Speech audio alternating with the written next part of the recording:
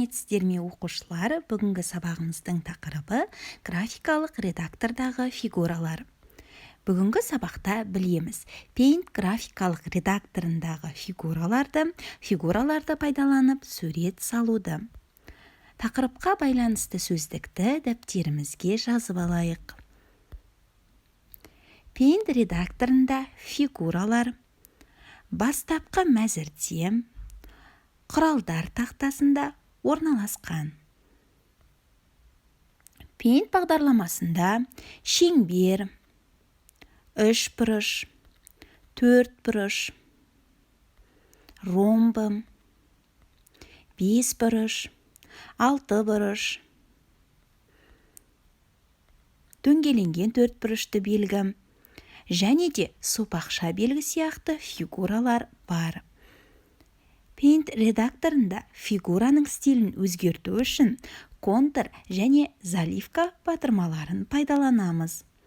Контур арқылы фигураның стилін өзгертеміз.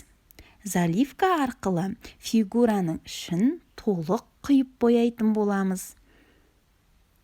Контур батырмасын басқанда бізге пастель, маркер, масло, акварель сияқты таңдаулар ұсынылады.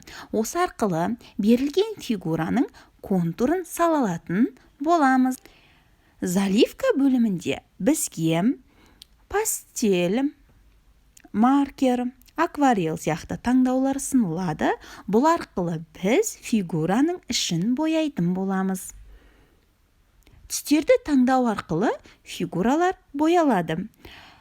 Paint бағдарламасында екі түс таңдалады. Бірінші түс арқылы біз контурдың түсін таңдаймыз.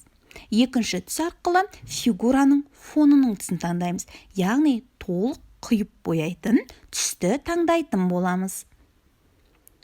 Тапсырма. Оқулықта 32-ші беттегі талдап салыстырайық тапсырмасы.